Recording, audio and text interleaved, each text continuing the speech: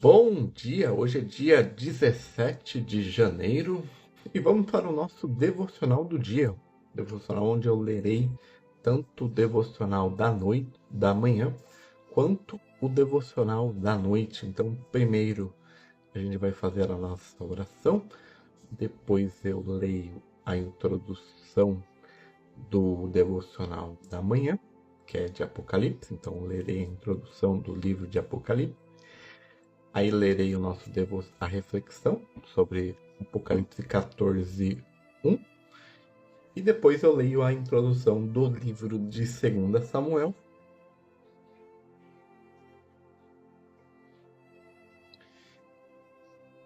E leio a reflexão do nosso devocional da noite.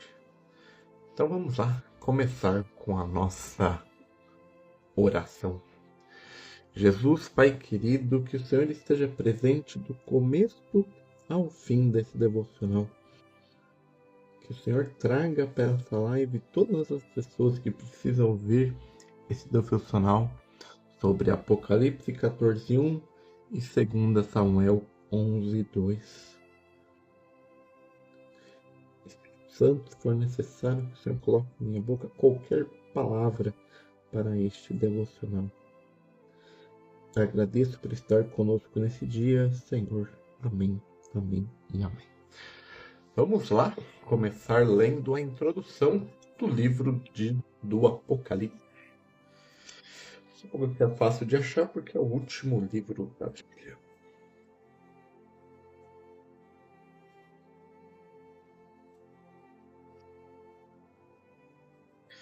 É uma continuação, já que a gente leu ontem Daniel, e agora a gente vai ler Apocalipse.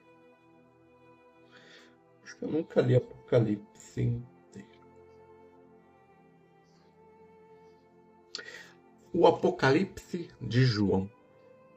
Visão geral do livro. O Apocalipse é o único livro profético do Novo Testamento e é a pedra angular da palavra de Deus. As escrituras sagradas começam com uma revelação do passado, Gênesis 1, e termina com uma revelação sobre o futuro. O Apocalipse é um livro muito solene que fala muito sobre os juízos divinos, mas também é um livro maravilhoso do qual encontramos as conclusões dos caminhos de Deus até a glória eterna. Assim como as outras profecias, o Apocalipse também não é fácil de entender.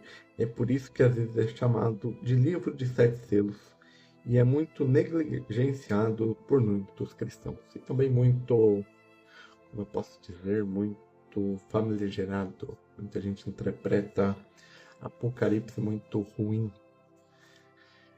E um dos livros que ajuda a interpretar o livro de Apocalipse é o livro de Daniel, que a gente leu a introdução ontem no devocional da noite. O pensamento principal das profecias do Antigo Testamento e do Novo Testamento é a introdução futura do reinado do Senhor Jesus sobre a criação, bem como os eventos precedentes, especialmente em relação a Israel, o povo terreno de Deus. A Assembleia do Deus Vivo, o corpo de Cristo, não é mencionada nas profecias do Antigo Testamento. A Assembleia, ou Igreja, está sujeita a um mistério divino revelado apenas ao Novo Testamento. Compare com Éfeso, capítulo 3, versículos 2 ao 11. A Assembleia também desempenha um papel subordinado das profecias do Novo Testamento. A expectativa dessas Assembleias Celestial não está centrada nos acontecimentos dos últimos dias. Está muito mais centrada na vinda do Senhor Jesus para arrebatar os crentes, e neste arrebatamento acontecerá a qualquer momento. Compare Apocalipse 22:7, 22:12 e 22:20.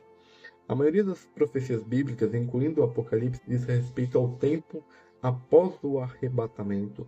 Até o presente momento, houve muitas tentativas de interpretar o Apocalipse de maneira diferente. A interpretação pretérita vê uma batalha da cristandade ganhando contra Roma pagã, terminando com a vitória da fé. A interpretação histórica vê o Apocalipse na descrição do período da cristandade. Esta forma de interpretação era bem popular no período da Reforma. Lutero, por exemplo, via o anticristo no Papa. O método espiritualizador vê o livro como atemporal, simbolizando a luta do bem contra o mal. Entretanto, a maneira correta de se considerar o Apocalipse é examinar os capítulos 4 a 22 sobre o futuro. Veja também o item 2, assuntos e propósitos da escrita, que a gente vai ler daqui a pouco. Essa visão foi considerada em parte pelos pais da igreja. O livro de Apocalipse é o cumprimento de cada profecia bíblica. Não pode ser entendido sem que se conheça as profecias do Antigo Testamento, Ezequiel e Daniel especialmente, como eu disse agora há pouco no meu comentário. Nem sem conhecer as palavras do Senhor Jesus em Mateus 24 e 25 e de Paulo em 1ª e 2ª Tessalonicenses.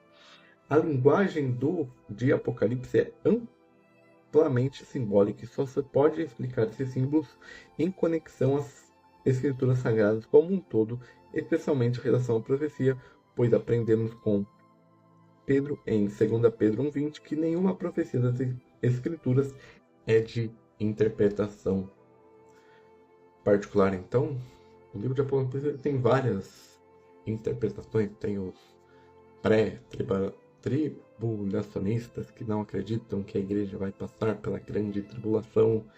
Tem os pós-tribulacionistas que acreditam que a igreja vai passar pela grande tribulação, que é a minha opinião, que sim, a igreja vai passar, porque não faz sentido o anticristo perseguir quem não é cristão, então. Mas esse é assunto para outro momento. Autor e período da escrita. O Apocalipse é o único livro do Novo Testamento que menciona João como autor. João menciona seu nome 4 vezes no livro. Apocalipse 1, Apocalipse 1:4, 1:9 e 22:8. Justino, o Marte, cerca de 100 a 165, Irineu, cerca de 140 a 220 depois de Cristo, e o Cânone Muratori, final do século II, confirmam que o apóstolo João é o autor. Ele é autor do quarto evangelho e de 3 epístolas. Irineu também menciona que João escreveu o livro de Apocalipse no final do reinado do imperador Domiciano. Este imperador reinou entre os anos 81 a 85 depois de Cristo. De acordo com Apocalipse 1:9, João estava na ilha de Patmos, que fica a 80 quilômetros da costa da Ásia Menor, atualmente na Turquia. Foi ali que ele escreveu a revelação de Jesus Cristo por volta de 95 d.C., por ordem de Deus. No entanto, dúvidas em relação à autoria de Apocalipse foram levantadas a partir da época de Dionísio, bispo de Alexandria e aluno de Orígenes, segunda parte do século III em diante. As razões apresentadas para as dúvidas são distinções doutrinárias comparado com outros escritos de João, bem como a linguagem muito simples do livro. Não há nenhuma razão convincente, no entanto, pela qual devemos duvidar que o apóstolo João seja o autor do Apocalipse. Destinatário. É evidente que o Apocalipse tem um estilo de epístola, no começo e no fim. No capítulo 1, versículo 4, após a introdução, segue-se uma saudação. João, as 7 igrejas que estão na Ásia. Graça está convosco e a paz daquele que é, que era e há de vir. As palavras finais do livro são semelhantes a algumas epístolas do Novo Testamento. A graça de nosso Senhor Jesus esteja com todos vós. Amém. Se contudo concluímos disso, o Apocalipse é destinado às 7 igrejas da Ásia Menor mencionadas no início, entenderíamos mal o propósito do Espírito Santo. As palavras finais do Apocalipse dirigidas a todos os santos contradizem esse pensamento, mas as palavras introdutórias do livro mostram claramente que o Apocalipse é dirigido a todos os cristãos. Bem-aventurado aquele que lê e ouve as palavras dessa profecia. O número 7 das igrejas da Ásia Menor, capítulo 1, versículo 11, capítulo 2 a 3, é a expressão da perfeição divina e aponta o fato de que a palavra se dirigia à igreja ou assembleia como um todo. Assunto e propósito da escrita. O versículo 1 do Apocalipse já mostra a intenção de Deus: mostrar aos seus servos coisas que em breve devem acontecer. A pessoa de Jesus Cristo, o Filho de Deus Redentor, está no centro desses eventos.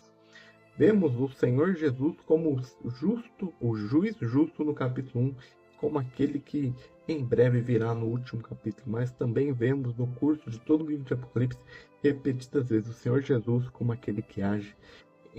No capítulo 1, versículo 19, nos dá a chave para dividir o livro, escrever as coisas que tu tem visto, as quais são, as quais hão de acontecer. As coisas que tu tem visto se referem à visão do capítulo 1, versículo 12 ao 18. Lá vemos o Senhor Jesus como juiz de sua igreja entre os 7 castiçais de ouro.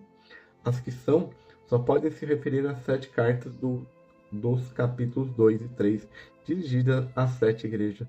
Essas igrejas apresentam simbolicamente a cristandade do começo até o fim.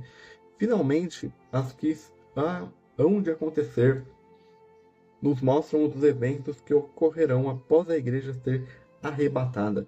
São descritos a partir do capítulo 4, versículo 1, onde João ouve as palavras: sobe aqui e te mostrarei as coisas que devem acontecer. Os capítulos 4 ao 22, portanto, descrevem as coisas que acontecerão após o tempo real na graça dos crentes, simbolizados pelos 24 anciões dos capítulo 4, versículo 4, estarão então na glória celestial. Para começar, vemos Deus como Criador e governante, o Senhor Jesus como o Cordeiro morto e os crentes reunidos em volta do trono do céu, capítulo 4 e 5. No parágrafo seguinte, capítulos 6 e 11, os 7 selos são abertos pelo Cordeiro. Então, as 7 trombetas iniciam 2 séries de terríveis pragas e juízos. A 7ª trombeta leva ao cumprimento do mistério de Deus e o estabelecimento do reino de Cristo no milênio. Os capítulos 12 e 13 mostram que o povo de Israel, durante esse período de tribulação, o lançamento de Satanás à terra e os homens mais poderosos da época, o cabeça do Império Romano e finalmente o Anticristo. Os capítulos 14 e 15 mostram os 2 tipos de mártires da época. O capítulo 16 segue uma terceira série de juízos com as 7 taças da ira. Os capítulos 17 e 18 mostram o julgamento da Babilônia, que é a cristandade afastada de Deus. E finalmente o capítulo 19 traz Cristo aparecendo na terra. Os capítulos 20 a 22 mostram o milênio e estado eterno de um novo céu e nova terra. O livro de Apocalipse termina com um apelo solene do Senhor Jesus aos homens em geral, porém especialmente aos crentes. Peculiaridades. As expressões usadas para se referir a Cristo em Apocalipse são as seguintes: Cordeiro, 28 vezes. Jesus, 9 vezes. Cristo, 4 vezes. Jesus Cristo, 3 vezes. Alfa e Ômega, 3 vezes. Senhor, 3 vezes. Primeiro e último, 3 vezes. A fiel testemunha, 2 vezes. A estrela da manhã, 2 vezes. Fiel e verdadeiro, 2 vezes. Raiz de Davi, 2 vezes. Homem, filho, 2 vezes. O Senhor dos senhores, 2 vezes. Rei dos reis, 2 vezes. O princípio e o fim, 2 vezes. O primogênito dos mortos, príncipe dos reis da terra, aquele que vive, o Filho de Deus. Amém. O princípio da criação de Deus, o leão da tribo de Judá, a palavra de Deus, a descendência de Davi, Senhor Jesus e Senhor Jesus Cristo.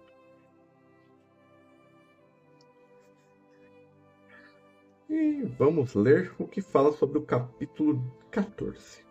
Capítulo 14, do versículo 1 ao 20, o Cordeiro e seus seguidores. Se você deseja conhecer a Deus, deve conhecer a sua palavra. Se você deseja perceber seu poder, você deve ver como ele trabalha com a sua palavra. Se você quiser saber seu propósito antes de conhecer, você só poderá descobrir por meio de sua palavra. Então, essa é a introdução do livro de Apocalipse. Um livro que todos devem ler, um livro complicado de se entender, mas vamos ler agora Apocalipse 14, 1. Olhei, e eis o Cordeiro em pé sobre o monte Sião. O apóstolo João teve o privilégio de olhar através dos portões do céu e, ao descrever que viu, começou a dizendo: olhei, eis o Cordeiro. Isso nos ensina que o objeto principal da contemplação do estado celeste é o Cordeiro de Deus que tira o pecado do mundo. Nada atribui tanto a atenção do apóstolo quanto a pessoa daquele ser divino que nos redimiu com seu sangue. Ele é o tema dos cânticos de todos os espíritos glorificados, dos santos anjos cristãos. Eis a sua alegria. Você olhou e viu o Cordeiro. Por entre suas lágrimas, seus olhos viram o Cordeiro de Deus, tirando os seus pecados. Regozija-se então mais um pouco, quando seus olhos estiverem secos das lágrimas, verá o mesmo Cordeiro exaltado em seu trono. Esta é a alegria de seu coração. Ao manter a comunhão diária com Jesus, você terá a mesma alegria num grau mais elevado no céu, pois desfrutará da visão consciente de sua presença. Você irá morar com ele para sempre. Olhai, eis o Cordeiro de Deus.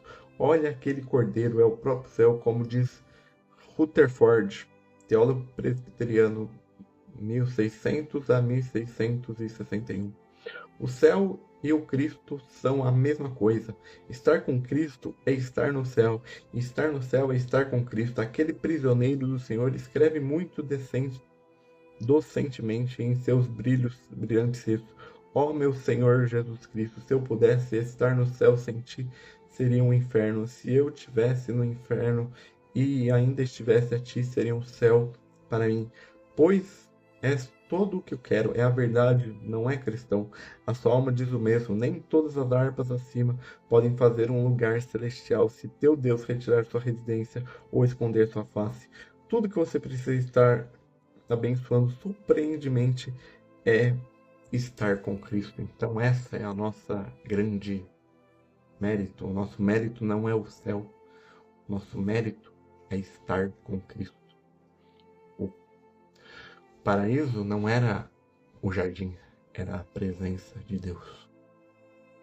E vamos agora para o nosso devocional da noite, lendo a introdução de 2 Samuel.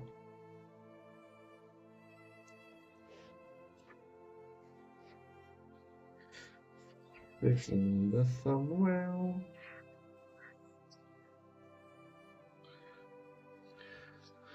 Vamos lá. O segundo livro de Samuel. Circunstância da escrita. A antiga tradição sugere que os livros de 1º e 2 Samuel originalmente formavam um único livro. Na Bíblia hebraica é assim. Normalmente os livros que a gente tem dividido, 1 Reis, 1 Crônica, 2 Reis, 2 Crônica, 1 Samuel e 2 Samuel é um livro só. Lá, por isso que tem uma diferença entre o número da Bíblia hebraica para o número da Bíblia cristã protestante, que usa o mesmo cânon. Alguns estudiosos acreditam que Samuel foi em grande parte responsável pelo material redigido até 1 Samuel 25, e os profetas Natã e Gad deram uma contribuição significativa ao restante, que é baseado em 1 Crônicas 29 e 29.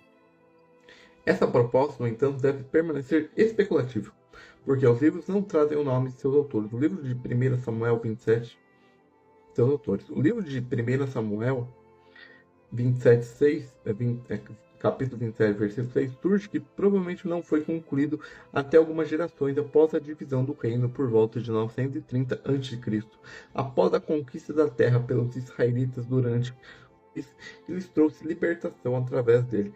O famoso versículo de Juízes: naqueles dias não havia rei em Israel, cada um fazia aquilo que era certo a seus próprios olhos, Juízes 21:25, descreve o período de maneira apropriada. O livro de 1 Samuel retorna um registro histórico no final desses dias tempestuosos.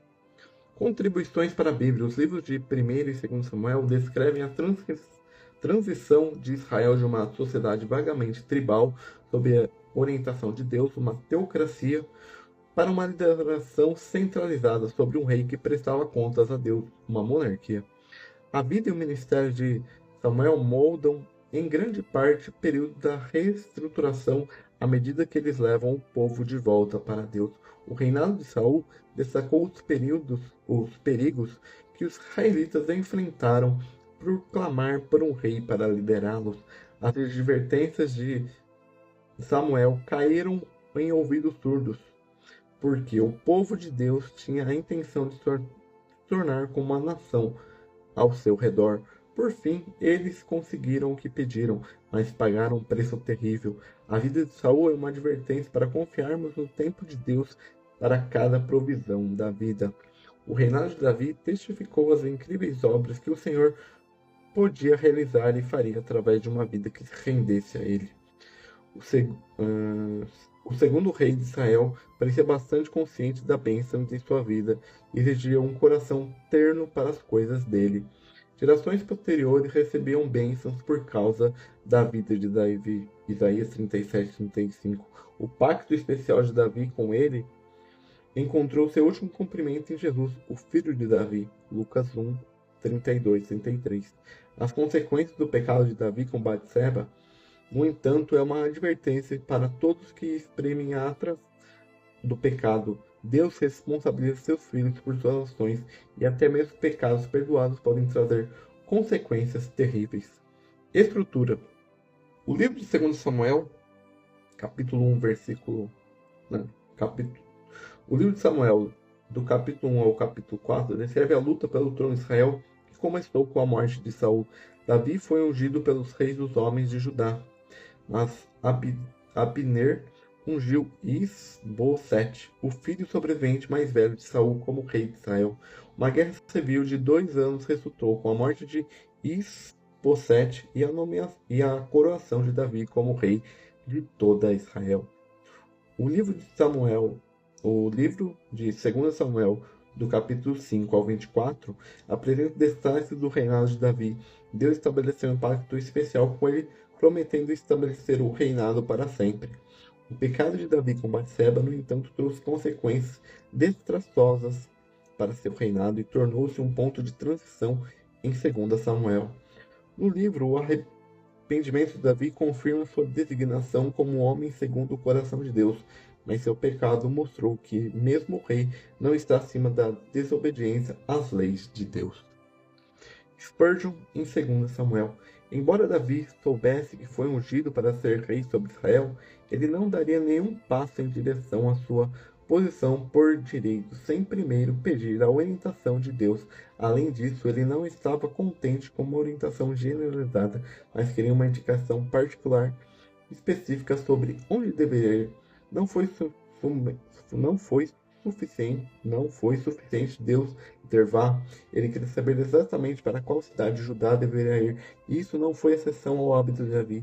Desde sua juventude, ele estava acostumado a pedir direção ao Senhor em todos os casos de dificuldade e nunca parecia estar satisfeito, a menos que pudesse ouvir o som dos pés do seu mestre logo atrás dele, ou perceber uma indicação clara de que ele estava à sua frente ou andando ao seu lado. Então, essa é a introdução do segundo livro de Samuel. Agora vamos para o nosso devocional da noite. Oi, Léo, tudo bem? Bom dia. Opa, esse aqui é John. Uma tarde, levantou-se Davi do seu leito e andava passeando no terraço da casa real. Esse é o acontecimento antes do pecado que Davi comete com Batseba, que a gente leu agora há pouco. Naquela hora, Davi viu Batseba. Nunca estamos fora do alcance da tentação. Tanto em casa como fora, estamos sujeitos a nos deparar com as tentações do mal. Amanhã começa um perigo, e às sombras da noite ainda nos encontramos ameaçados. Estamos preservados do que são mantidos por Deus, mas ali daqueles que saem para o mundo ou mesmo ousam andar em sua própria casa desarmados. Aqueles que pensam estar seguros estão mais expostos do perigo de qualquer outro. O escudeiro do pecado é a autoconfiança.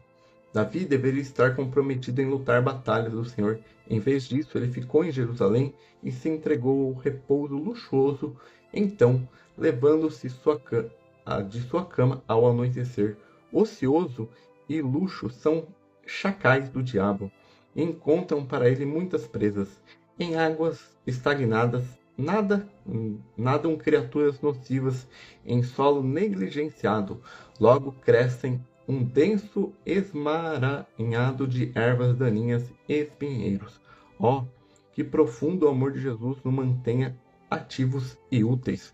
Quando vejo o rei de Israel lentamente deixando seu leito ao fim do dia e caindo em tentação, faço um alerta e armo sua santa vigilância para guardar a porta. É possível que o rei tenha ido para seu terraço para descanso e devoção?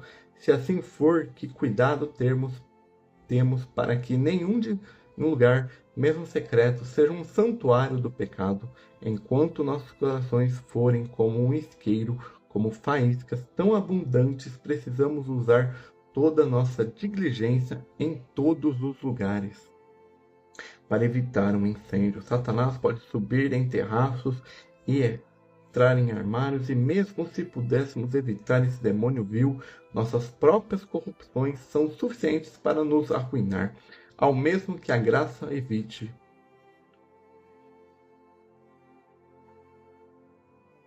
Leitor, cuidado com as tentações da noite.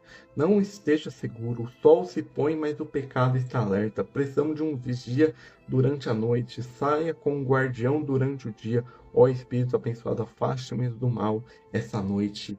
Amém.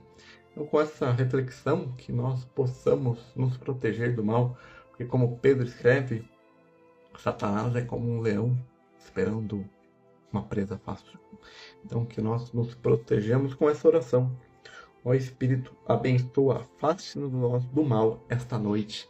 Amém.